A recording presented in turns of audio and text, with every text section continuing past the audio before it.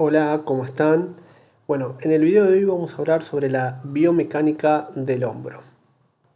Podemos decir que los hombros representan una base firme que soportan los movimientos de la cabeza, el cuello y los hombros. Están compuestos por huesos pares y numerosos músculos fuertes que estabilizan o mueven la región de acuerdo con la posición corporal y las demandas de movimiento. Algunas estructuras especiales del hombro, como los ligamentos, los nervios y las bolsas, son fundamentales para lograr movimientos normales. Cuando todos sus componentes están indemnes, en equilibrio y funcionales, el hombro es una herramienta dinámica, poderosa, que nos permite alcanzar objetos por encima de la cabeza, empujar y atraer elementos, cruzar los brazos delante del tórax o detrás de la espalda, soportar el peso del cuerpo y realizar movimientos complejos como el lanzamiento. El conocimiento de la función de cada músculo y sus interacciones con otras estructuras nos ayuda a presidir y prevenir enfermedades y aumentar el rendimiento en la realización de tareas, ejercicios, deportes y actividades de la vida cotidiana. Vamos a repasar la articulación del hombro desde el punto de vista anatómico. Acuérdense que es una articulación sinovial en artrosis de 3 grados de libertad de movimiento. Las superficies articulares tenemos por el lado de la escápula la cavidad glenoidea y por el lado del húmero la cabeza humeral. Encontramos también un componente de cooptación que es el rodete glenoideo, que es un anillo fibrocartilaginoso que la función es ampliar la cavidad glenoidea. Y luego tenemos los medios de unión: cápsula articular, ligamentos que refuerzan la cápsula, ligamento coracohumeral, coracoglenoideo, glenumeral superior y medio inferior, y los músculos periarticulares. Y por último tenemos los movimientos que hace el hombro. En el plano sagital, la flexoextensión; en el plano frontal, la abducción-aducción; y en el plano transversal, lo que son la rotación interna-externa y la abducción y aducción horizontal.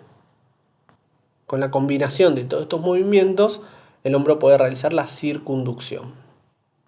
El hombro no está constituido por una sola articulación, sino por 5 articulaciones que conforman el complejo articular del hombro. Estas 5 articulaciones se clasifican en 2 grupos. El primer grupo son 2 articulaciones: la articulación glenumeral, que es una articulación verdadera desde el punto de vista anatómico, porque tenemos 2 superficies articulares, y en la segunda articulación es la articulación subdeltoidea, o también llamada segunda articulación del hombro, que desde el punto de vista estrictamente anatómico no se trata de una articulación verdadera, pero sin embargo sí lo es desde el punto de vista fisiológico, puesto que está compuesta por 2 superficies que se deslizan entre sí. Estas 2 superficies son el músculo deltoides y el supraespinoso. Y después tenemos el segundo grupo, que son 3 articulaciones. Tenemos la articulación escapulotorácica, que también es una articulación fisiológica y no anatómica. Está formado por el músculo serrato anterior y el subescapular. Luego tenemos la articulación acromioclavicular, que es una articulación verdadera, formada entre lo que es el acromio de la escápula y la clavícula. Y por último tenemos la articulación esternoclavicular, que también es una articulación verdadera, que está formado por el esternón y la clavícula. Vamos a hablar un poco de los ligamentos del hombro que son importantes para el movimiento. Tenemos el ligamento coracohumeral, que va del borde externo de la apófisis coracoide y termina en el troquín troquíter; ligamento transverso del húmero, que corre por la correa bicipital, se transforma en un conducto osteofibroso por donde se extiende la porción larga del bíceps. Luego tenemos el ligamento coracoglenoideo, que va de la parte posterior del borde externo de la apófisis coracoide y termina en el rodete glenoideo. Y por último tenemos los 3 ligamentos glenumerales: glenumeral superior, que va en la parte superior del rodete glenoideo y termina por encima del troquín. Por encima del troquín, precisamente en el cuello anatómico. Luego tenemos el ligamento glenumeral medio, que va del rodete glenoideo por debajo del anterior y termina en la parte inferior del troquín. Y el ligamento glenumeral inferior, que va también del rodete, todos salen del rodete glenoideo, y termina en la parte inferior de la cápsula, por debajo del troquín. Y bueno, y acuérdense que entre el ligamento glenumeral superior y medio hay un espacio débil de la cápsula llamado foramen oval-Weinbridge, y entre el medio y el inferior está el foramen de Rubier. Una vez ubicados los ligamentos del hombro, podemos saber qué pasan en los movimientos. Por ejemplo, en la abducción se puede constatar cómo se tensan los haces medios e inferior del ligamento glenumeral, mientras que el haz superior y el ligamento coracohumeral se distienden. Durante las rotaciones, por ejemplo la rotación externa, los tres haces del ligamento glenohumeral se tensan y durante la rotación interna se distienden. ¿Y qué pasa con la flexoextensión en el ligamento coracohumeral? Durante la extensión la tensión predomina en el astroquiniano y durante la flexión la tensión predomina en el astroquiteriano. Acuérdense que el ligamento coracohumeral tiene dos haces, un astroquiteriano y un astroquiniano. Para entender un poco también lo que es el movimiento del complejo articular del hombro, tenemos que saber los movimientos que hace la escápula. La escápula hace movimientos de elevación, descenso, abducción, aducción, rotación interna y rotación externa. También lo que es la rotación interna y externa se lo puede llamar como báscula, báscula superior, báscula inferior, báscula externa o báscula interna.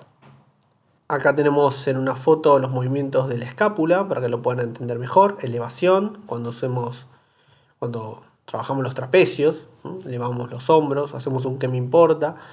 La depresión o el descenso, bajan las escápulas. La aducción es cuando las escápulas se acercan a la línea media del cuerpo, a nivel de la columna, obviamente. La abducción es cuando se separan. La rotación hacia arriba, la báscula externa, y la rotación hacia abajo, la báscula interna. Pasamos al movimiento en conjunto entre la escápula y la articulación glenohumeral. Decimos que la flexión de hombro tiene tres fases de movimiento. La primera fase va de 0 a 60 grados, trabaja la articulación glenohumeral. En la segunda fase va de los 60 a 120 grados. En la segunda fase, donde se produce la rotación externa de la escápula, la báscula externa, donde orienta la cavidad glenoide hacia arriba y hacia adelante. Este movimiento se da gracias a la articulación escapulotorácica. También interfiere en la articulación externo-clavicular, la acromioclavicular. Y la tercera fase de movimiento va de los 120 a los 180 grados, que es donde el brazo queda totalmente vertical. Fíjense que no es solamente la articulación glenohumeral lo que se mueve para mover el brazo, sino la articulación escapulotorácica, la externo-clavicular, la acromioclavicular y también la columna. Los últimos grados de flexión al llegar a 180, la columna también hace una pequeña extensión. Y en la abducción pasa lo mismo, tenemos tres fases de movimiento, de 0 a 90 la articulación glenohumeral, hay un impacto ahí con el reborde glenoide, con el troquín, y la escápula bascula, hace una báscula externa para orientar la cabeza del húmero hacia arriba, y llegamos a los 180 grados de movimiento, donde hay totalmente una báscula externa de la escápula, está trabajando la articulación escapulotorácica, hay una rotación de la clavícula. Lo que pasa en la aducción y en la extensión es diferente. Es lo mismo en el sentido que empieza el movimiento de la articulación glenohumeral, pero lo diferente es que no hay una báscula externa, sino hay una báscula interna. La cavidad glenoide se orienta hacia abajo y hacia adentro para poder llevar el brazo a la extensión. Todo esto desde el punto de vista articular. Pero tenemos los músculos, que son los que generan el movimiento.